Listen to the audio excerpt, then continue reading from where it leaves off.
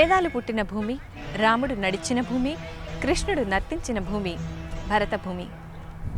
సత్యం ఆకారం దాల్చి సత్యహరిశ్చంద్రుడైతే ధర్మం ధర్మరాజే రాజ్యాన్నేలింది ఈ భూమి మీదే. ఓ ఆవేదన అక్షరమై భారతమైతే, ఓ శోకం శ్లోకమై రామాయణాన్ని ఆవిష్కరించింది. ఈ ఇతిహాసాలు పురాణాలు బోధించిన ధర్మాన్ని అనుసరిస్తూ నడిచిన ఎన్నో పవిత్ర పాదాలు ఈ భూమినే పావనం చేశాయి. సహజ వనరుల సిరి సంపదలు ఒకవైపు, అజంతా ఎల్లోరా ఖజురహో శిల్ప సౌందర్యం మరొక వైపు. కాశ్మీర్ నుంచి కన్యాకుమారి దాకా విస్తరించిన ఈ భరతఖండం విశ్వవ్యాప్తంగా వెలిగే జాబిల్లి సిగలో జాజిపూల సౌరభం. ఈ సౌరభాలను 4 దిక్కులకి మోసుకెళ్లి దశ దిశలా వ్యాపింపచేస్తున్న ఘనులు మన భారతీయులు. సుమారు 40 ఏళ్ల క్రితమే ఉన్నత విద్య కోసం, ఉన్నత ఉద్యోగాల కోసం అనేక దేశాలకు వలస వెళ్లిన వాళ్లు ఎందరో భారతదేశపు ఔన్నత్యాన్ని ఆయా దేశాల్లో చాటడానికి చేసిన కృషి అనిర్వచనీయం. ప్రపంచ పటంలో అగ్రస్థానంలో ఉన్న అమెరికాలో ఆంధ్రుల ప్రాభవం చూస్తే ఆంధ్రులకి అన్నీ సుసాధ్యాలే కాని అసాధ్యాలంటూ ఏమీ ఉండవేమో అనిపిస్తుంది. విద్య, వైద్య, వైజ్ఞానిక, శాస్త్ర, సాంకేతిక, రాజకీయ, సాహిత్య, కళారంగాల్లో తెలుగువారి ప్రతిభా పాటవాలను అమెరికా సంయుక్త రాష్ట్రాల్లో ఊరూరా వాడవాడలా వ్యాపింపచేసి కీర్తి పతాకాలను ఆవిష్కరింపచేయగల సత్తా కేవలం తెలుగువారికే ఉందని నిరూపించారు, మరో చరిత్ర సృష్టించారు. భారతదేశ చరిత్ర పుటల్లో ఏ పుట తిరగేసినా ఎన్నో చారిత్రాత్మకమైన ఘట్టాలు, ఎందరో చరిత్రకారుల జీవితాలు, అవే తరతరాలకు మార్గదర్శకాలు. అలాంటి మార్గదర్శకులైన మహానుభావులెందరో అమెరికాలో స్థిరపడి ఆంధ్రులంతా గర్వించదగ్గ స్థాయిలో ఉన్నారు. ఆ మహానుభావులందరికీ మనసారా వందనాలు సమర్పిస్తూ వారిలో కొందరి విజయ పరంపరలనైనా భావితరాల వారికి స్ఫూర్తిగా అందించాలన్నదే మా సంకల్పం. మా ఈ సంకల్పానికి రూపకల్పన ప్రవాసీ ఇన్ అమెరికా.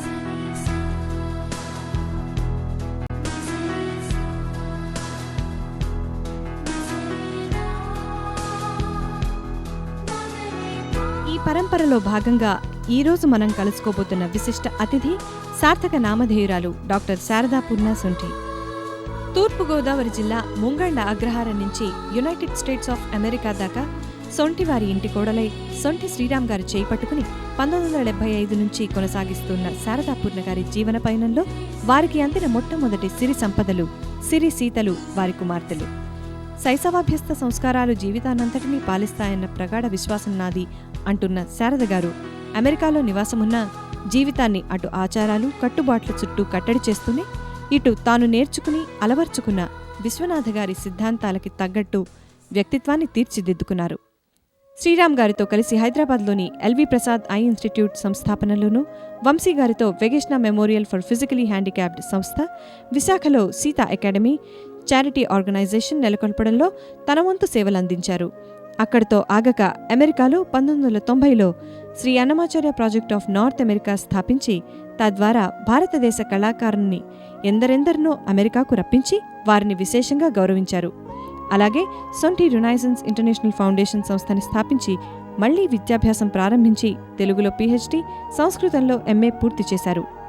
రాయప్రోలు సుబ్బారావు సాహితీ అవార్డ్, సాహిత్య విశారద award, Sangeeta Kala Prapoorna Shiromani award, Ugadi Puraskar, TANA award for 2001, ATA award for 2006 అందుకున్న శారద గారు ఓ సగటు గృహిణిగా ఉంటూ పిల్లల్ని అపురూపంగా తీర్చిదిద్దుతూ వారి భవిష్యత్తుకి బంగారు బాట వేయటంలో వారికి తోడుగా ఉంటూ అమెరికా వంటి దేశం అందించిన లగ్జరీస్ కన్నా తాను నమ్మిన ఆశయాలు గొప్పవని భర్త శ్రీరామ్ గారి కళలకి తనవంతు కృషిని అందించి రూపాన్ని ఆపాదించారు. రండి చూద్దాం శారద గారిని ప్రవాసీ ఇన్ అమెరికాలో. శారద గారు, వ్యక్తిగా మీకు మీ జీవితంలో స్ఫూర్తి ఏంటండి? జీవితానికి సంబంధించినంత వరకు శైశవాభ్యస్త సంస్కారాలు మన భవిష్యత్తును అంతటినీ పాలిస్తాయి అని నేను చాలా తీవ్రంగా నమ్ముతాను. అంటే ఏమిటంటే మన చిన్నతనపు వాతావరణం, మన చిన్నతనపు పద్ధతులు, జీవిత పద్ధతులు, అది మన జీవితంలో చివరిదాకా ప్రతిఫలిస్తూనే ఉంటాయండి. మనం కాస్త దృష్టి పెట్టినట్లయితే దాన్ని అడుగడుగునా మనం చూడవచ్చు. ముంగండ అగ్రహారం నుంచి అమెరికా దాకా ప్రయాణం చేస్తోంది మా కుటుంబం. మా తల్లిదండ్రుల కుటుంబం కానీ, మా వారి కుటుంబం కానీ, సొంఠివారు సుసర్లవారు వీళ్ళిద్దరు, 2 కుటుంబాలు. అయితే నాకు స్ఫూర్తినిచ్చింది సుసర్ల సూర్య భగవత్ శంకర శాస్త్రి గారు, మా తాతగారు, కోరాడ రామకృష్ణయ్య గారు, మా తండ్రి గారు సుసల గోపాలశాస్త్రి గారు, తర్వాత మా అన్నదమ్ములు, వీరు నా జీవితానికి సంబంధించినటువంటి వారు, నాకు జన్మనిచ్చినటువంటి వారు. వీరు కేవలం జీవితాన్నే కాకుండా జీవితాన్ని మించినటువంటి దానిని పరిచయం చేశారండి. దానిని బలపరిచిన వాళ్ళు ఎవరంటే విశ్వనాథ సత్యనారాయణ గారు, మంగళంపల్లి బాలమురళీకృష్ణ గారు. అంచేత నా గతం, నా వర్తమానం, నా భవిష్యత్తు మూడు నాకు పెద్ద స్ఫూర్తి అండి.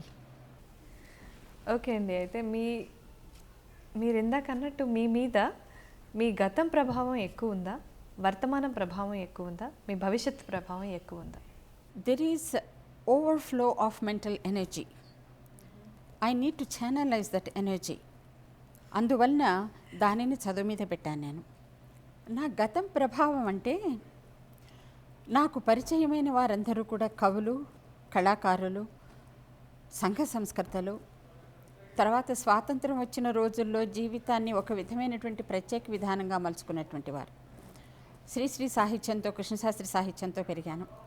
విశ్వనాథ వారి ధర్మాన్ని, విశ్వనాథ తత్వాన్ని, ఆయన హృదయాన్ని ఆకలింపు చేసుకున్న వ్యక్తి నేను. సిరి తను వైద్య వృత్తిలో ఉన్నప్పటికీ our president honourable Barack Obama వారిని తన ఇంటికి పిలిచినప్పుడు అది చాలా అద్భుతమైనటువంటి, ఎంత ఉత్తేజకరమైనటువంటి సంఘటన మా జీవితాల్లో. అయితే అమెరికా రాజకీయాలతో, ఇక్కడ అమెరికన్ పాలిటిక్స్తో, అమెరికన్ నాయకులతో, రాజకీయ నాయకులతో మీకున్న సన్నిహితత్వం ఎలా ఏర్పడింది? దానికి కారణం ఒకటే, మా వారి ఆదర్శం. He's highly energetic person. ఆయనకి చాలా విపరీతమైన ఆశయాలు ఎక్కువ, వాటన్నిటినీ సాధించాలనేటువంటి ఆ కోరిక ఉంది, దానికి కష్టపడతారు కూడా. దానికి తగిన అన్ని విధాల అనుకూలంగా ఉన్నటువంటి వాళ్ళ మా సంతానం. సీత చూస్ చేసుకున్న ప్రొఫెషన్, సిరి చూస్ చేసుకున్న ప్రొఫెషన్ కొంతవరకు దేనికి కారణం. సో మీరు ఇందాక అన్నారు పిల్లల విషయంలో వచ్చినప్పుడు ఇవన్నీ మన సాంప్రదాయాలు ఇవన్నీ కూడా వాళ్ళ ద్వారా ఇంకా ముందుకెళ్తాయి అని అన్నారు. మీరు ఆగిపోవు, ఇక్కడికి ఇంకా ముందుకెళ్తాయి అన్నారు. So that strikes one question to me. తరాల స్వభావంలో, అంటే తర్వాతి తరాల స్వభావాన్ని దిద్దేది ఏది? వాళ్ళని పెంచే ఆ పెంపకమా, లేకపోతే వాళ్ళు పెరిగే అట్మాస్ఫియర్ అంటారా? పిల్లల విషయంలోనండి, వాళ్ళకి చెప్పడం కన్నా మనం చెయ్యడమే ముఖ్యమని నేను నమ్ముతాను. We have to live that before we preach. ఇప్పుడు మేము పిల్లలకి స్ఫూర్తి కావాలి అనే ఉద్దేశంతో చేయటం లేదు. మా జీవితాన్ని పరిపూర్ణం చేసుకోవాలి, పరిపక్వత పరచుకోవాలి అని మాత్రమే మేము చేస్తున్నాం. అది చూసి వాళ్ళు, కానీ దీని ఫలితం తర్వాతి తరాల వారికి అందితే మేము ధన్యులం. తర్వాత సంఘ సంస్కరణ, సంఘ సేవ, ఇప్పుడు మీరు మీ కెరీర్లో మీరు ఇవి చాలా చేశారు. అవన్నీ ఈ రోజుల్లో అవసరమా? ఎంతవరకు అవసరమైతే? సంఘ సంస్కరణ, సంఘ సేవ అని దానికి కావలసినటువంటి అవసరం ఇప్పుడు ఉన్నదా లేదా అని. పూర్వకాలానికి ఇప్పటి కాలానికి ఒకటే తేడా అండి. పూర్వకాలంలో మనం ఉంటున్న దేశాన్ని, ప్రదేశాన్ని, మన జీవితాలని మెరుగుపరుచుకోవలసినటువంటి అవసరం అప్పుడు ఉన్నది. ఈరోజు మన మానసిక అవస్థని, మన విలువలని, మన సిద్ధాంతాలని మెరుగుపరచుకోవలసిన అవసరం ఉన్నది. The unmanifest energy and its results are much more stronger than the manifest real worldly experiences. చికాగోలో Telugu మిత్రులే కాకుండా గుజరాతీ వాళ్ళు, మిగిలిన వారందరూ కూడా గాంధీ గారి విగ్రహాన్ని చికాగోలో ప్రతిష్ఠించాలి అని దాదాపుగా ఒక 2 దశాబ్దాలు ప్రయత్నం చేశారు. గాంధీజీ గారి విగ్రహం తీసుకురావటం ఒక 15 ఏళ్ళు పట్టింది. చివరికి స్కోకీ అనేటువంటి ఒక సబర్బ్లో, అక్కడ పబ్లిక్ పార్కులో గాంధీజీ గారి విగ్రహం పెట్టడం జరిగిందండి. నాకు గుర్తున్నదల్లా, గాంధీ వే అని పెట్టిన చోట, వివేకానంద వే అని పెట్టిన చోట వేద ప్రవచనం చెయ్యమని చెప్పి నన్ను ఆదేశించారు. నేను ఒక స్త్రీగా, ఒక గృహిణిగా నేను అక్కడికి వెళ్ళి వేదాన్ని చెప్పడం జరిగింది. అమెరికా ఇచ్చినటువంటి ఒక సెన్స్ ఆఫ్ ఫ్రీడమ్, అది మనకి స్ఫూర్తి అండి. మనని చాలా శుద్ధం చేస్తుంది ఇక్కడ వాతావరణం. మన శుద్ధి చేస్తుంది. మనకి చిత్తశుద్ధి కానీ వాక్శుద్ధి కానీ ఇచ్చేది ఈ దేశమే నిజానికి. అందువలన మనం ఇక్కడ ఉన్నందుకు, ఇక్కడ ఉంటున్నటువంటి వాళ్ళ మనం అమెరికన్లు అని అనుకోకుండా మనం ప్రపంచ పౌరులం అని మనం అనుకున్నట్లయితే we won't be limited anymore.